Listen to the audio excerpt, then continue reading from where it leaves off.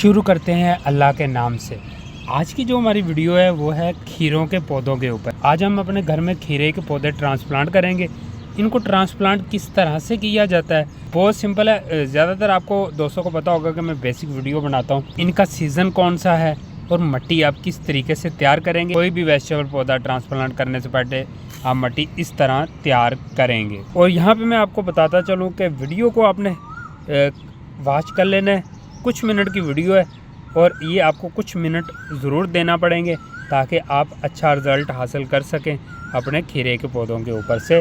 और यहाँ पे एक चीज़ तो बहुत अहम है कि वीडियो को बहुत ज़्यादा दोस्त लाइक ही नहीं करते, तो वीडियो को लाइक ज़रूर कीजिएगा और वीडियो को शेयर भी कीजिएगा। ये जो हम मिट्टी का मिक्सचर तैयार करने वाले हैं ये हर किसी पौधे के लिए आप इसी तरह तैयार करेंगे जितने भी आप सब्जियों के पौधे लगाएंगे। सबसे पहले मैं एक जग ले आया हूँ मिट्टी का। मिट्टी की रेशो देखते जाइएगा।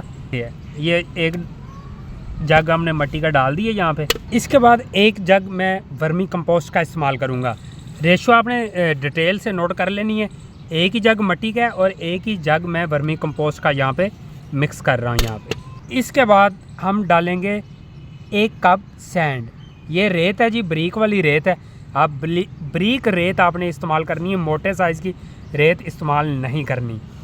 रेत का मैं आपको बता दूं, अगर आपको लगता है कि आपकी मिट्टी नरम है, वेल ड्रेन है, तो फिर आपको रेत इस्तेमाल करने की ज़रूरत बिल्कुल भी नहीं है।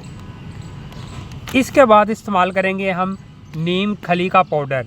तो ये मेरे पास नीम खली का पाउडर का पैकेट है, ये ऑनलाइन मिल जाता है। ये वर्मी कंपोस्ट कहाँ से ली है और ये नीम खली कहाँ से ली है, ये मैंने ख़रीदी है फ़रूक भाई से। तो उनका ये नंबर आ रहा है, आप उनसे ले सकते हैं। ये पूरे पाकिस्तान में डिलीवर करते हैं।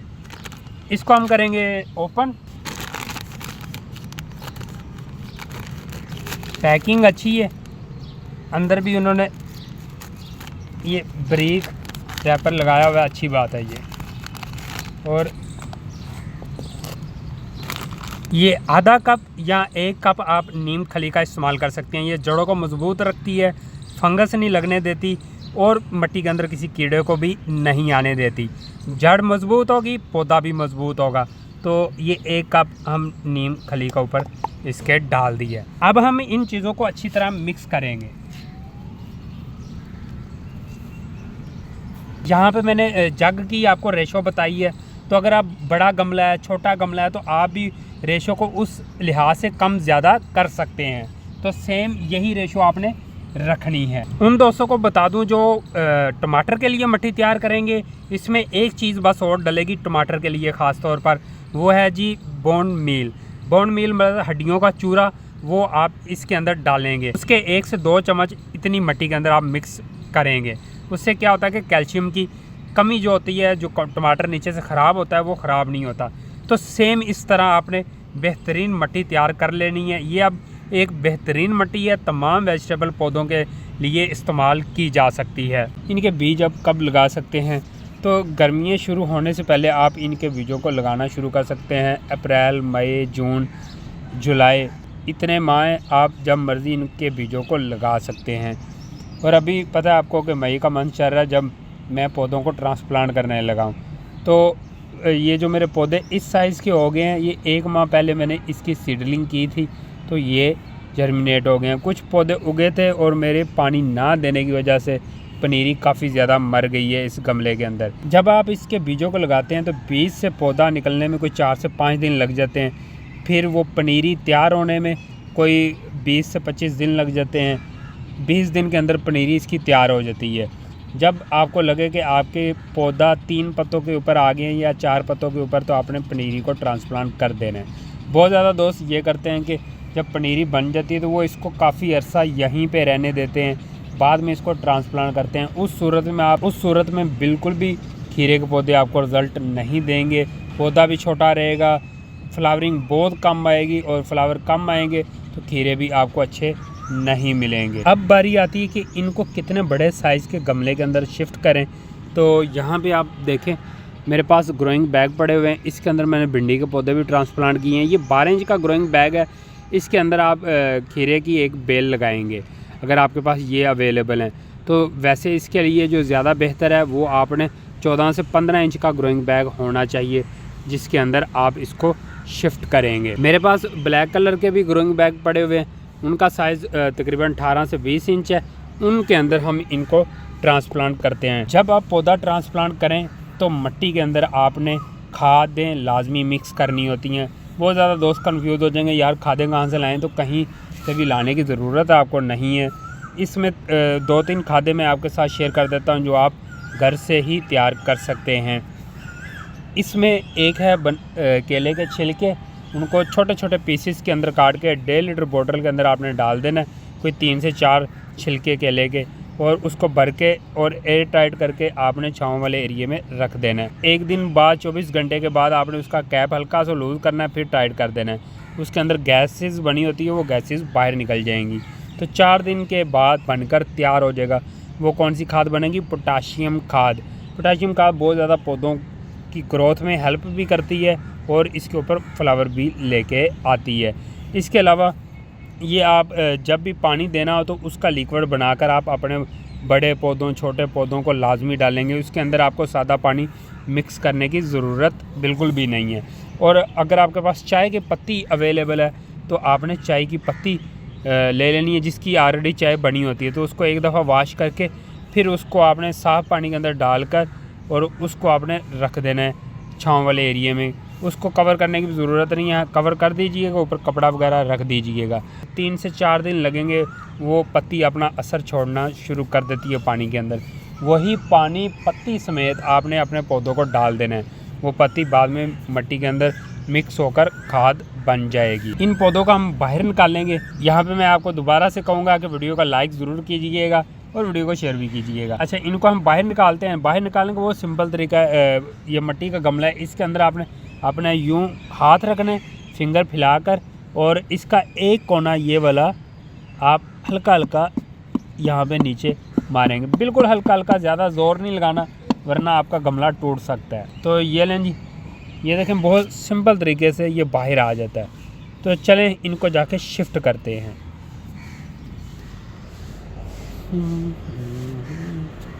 अच्छा जी, शिफ्ट करने के लिए यहाँ पे देखें ये मेरे भिंडी के पौधे ग्रोइंग बैग के अंदर लगे हुए हैं और इनको हम लेके जाते हैं। यहाँ पे हमारा नीचे प्याज भी तैयार हो गया, यहाँ पे तोरियाँ भी तैयार हो रही हैं। ये देखें कितनी प्यारी सी तोरियाँ बन रही हैं, ये देखें।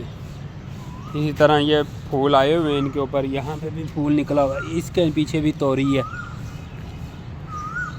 अच्छा, इसको शिफ्ट करना था मैंने इस जगह पे। ये अभी ये वाले एरिया की सफाई होने वाली रह गई है, ये सारा एरिया रह गया सफाई होने वाला। वो वाला हमने कर लिया था जहाँ पे हमने ग्रोइंग बैग रखे हुए हैं। तो अभी ये मिट्टी का ढेर भी यहाँ पे लगा हुआ है, ये देखें। इसको भी हमने अभी फिल करना है ग्रोइंग बैग के अंदर। ये मेरे पास तकरीबन 24 इंच का ग्रोइंग बैग है, जिसके अंदर मैं खीरे के 2 पौधे भी लगा सकता हूँ और 1 पौधा भी लगा सकता हूँ। तो हम ऐसे करते हैं, इसके अंदर जस्ट ऐसे करते हैं, इसके अंदर जस्ट ना 1 ही पौधा शिफ्ट करते हैं और 1 पौधा हम 2 पौधे शिफ्ट करेंगे 12 इंच के ग्रोइंग बैग के अंदर। फिर देखेंगे कि क्या क्या रिज़ल्ट मिलेगा। तो चलें इसको पहले यहाँ पे लगाते हैं। जब आपने इनको अलग करना हो तो ये देखें, इस तरह हाथ रखना है और मिट्टी को तोड़ लेना है। जब भी आपने पौधे शिफ्ट करने हो तो आपकी मिट्टी इस तरह नमी वाली होनी चाहिए। ये देखें नमी वाली मिट्टी है, बिल्कुल भी खुश्क मिट्टी हो तो आपने पौधे हरगिज़ गमले के अंदर से बाहर नहीं निकालने। पहले उसको पानी दे देना है और 2 से 3 घंटे बाद वो रेडी होगी, उसको फिर आप शिफ्ट कर सकते हैं। शिफ्ट करने के लिए बहुत ज़्यादा दोस्त एक मिस्टेक ये कर जाते हैं कि जब पौधों को शिफ्ट कर रहे होते हैं ना, ये मैं आपको अभी दिखाता हूँ। वो क्या करते हैं दोस्त, ये पौधा हमने शिफ्ट कर लिया, मैंने कोई प्रेशर यहाँ पे लगाया है? कोई भी नहीं लगाया, बस यूँ हाथ से मिट्टी पकड़ के यूँ इसके करीब कर दी है, ये ले ली। और जब मैं पानी इस्तेमाल करूँगा तो ये पानी खुद ब खुद मिट्टी की पकड़ बना देगा मेरे पौधे के गिर्द, और 4 से 5 दिन बाद इसकी जड़ें भी मिट्टी को पकड़ लेंगी, तो पौधा खुद ब खुद मजबूत हो जाएगा। दोस्त क्या करते हैं, जब पौधा लगाते हैं तो उसको अच्छी तरह ऐसे ऐसे पुश करते हैं, मिट्टी को ऐसे अच्छा ज़ोर लगाते हैं ताकि पौधा गिरे ना। उससे होता क्या है कि मिट्टी इतनी टाइट हो जाती है कि जो आपके नन्हे पौधे की जड़ें होती हैं वो वहाँ पे ही स्टक होकर रह जाती हैं, जम जाती हैं वहाँ पर। तो मिट्टी आपको पता है जमाने के काम भी आती है, तो इस तरह वो आपकी जड़ों को भी जुमा देती है पौधे की। बिल्कुल भी जब आप पौधा लगाना हो तो नरम हाथ रख के आपने पौधे को लगाना है, पौधा लगाना है और यूं यूं मट्टी इसके करीब कर देनी है। जस्ट ये सिंपल तरीका है जी। इसी स्टेज के अंदर आप खाद वाला कोई सा भी खाद वाला पानी इस्तेमाल कर सकते हैं।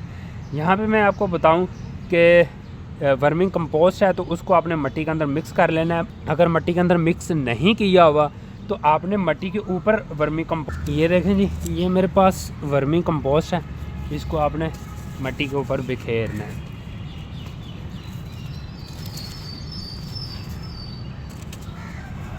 अगर इतना बड़ा आपका ये 24 इंच का ग्रोइंग बैग या गमला वगैरह है तो उसके अंदर आपने कम से कम आधा किलो वर्मी कंपोस्ट मट्टी के ऊपर डाल देनी है। इससे होता क्या है कि जब हम पानी देते हैं खाद के साथ मिलता है तो इसके असर को अपने साथ ही मट्टी के अंदर लेके जाता रहता है। तो जड़ें नीचे होती हैं पौधे की, तो पौधे को उसकी अच्छी खासी खुराक मिलती रहती है। तो जस्ट आप भी इस तरह कर सकते हैं। हर 5-6 दिन बाद आप वर्मी कंपोस्ट हल्की हल्की ऊपर छिड़केंगे। एक दफ़ा आपने ज़्यादा डालनी, उसके बाद ज़्यादा नहीं डालनी, उसके बाद आपने इस तरह 1-2 मुट्ठियाँ बस डालनी है आपने। और पानी जब आप पहली दफ़ा पौधे को शिफ्ट करें तो भर के पानी दे दिया करें, ताकि अगर आपकी मिट्टी ड्राई है तो वो नमी वाली हो सके। उसमें पौधे की ग्रोथ, छोटे पौधों की ग्रोथ भी बहुत अच्छी रहती है। एक चीज़ मैं आपके साथ और शेयर करता चलूँ कि वर्मी कंपोस्ट की खाद को तैयार कैसे भी किया जा सकता है दूसरे तरीके से।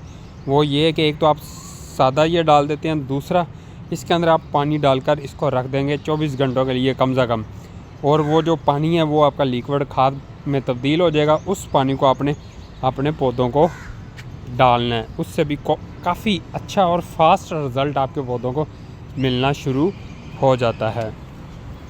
अभी देखें यहाँ पे मेरे ये प्याज लगा हुआ है, इसके नीचे प्याज तैयार हो रहा है। यहाँ पे ये सिंधी प्याज लगा हुआ है, यहाँ पे वाइट प्याज भी है, ब्लैक प्याज भी है, और इसके अलावा यहाँ पे मेरे कुछ मिर्चों के पौधे हैं। माशाल्लाह से बहुत अच्छा रिज़ल्ट मिर्चों के पौधों का भी आ रहा है। इसमें देसी भी हैं और हाइब्रिड भी हैं। देसी पौधे का तो क्या ही बात है। ये देखें, ये देसी पौधे के नीचे कितनी खूबसूरत मिर्चें लग रही है ना। अभी और भी लगी हैं लेकिन पत्तों की वजह से दिखाई नहीं दे रही। ये इसी वजह से ये देसी पौधा मुझे बहुत खूबसूरत लगता है। और इसकी मिर्च भी आपको पता है चार डालने में भी काम आती है, और हंडिया वगैरह में भी आप डाल सकते हैं। मुझे उम्मीद है कि आपको ये वीडियो अच्छी लगी होगी। तो मिलते हैं नेक्स्ट वीडियो के साथ, तब तक के लिए अल्लाह हाफिज़, बाय बाय।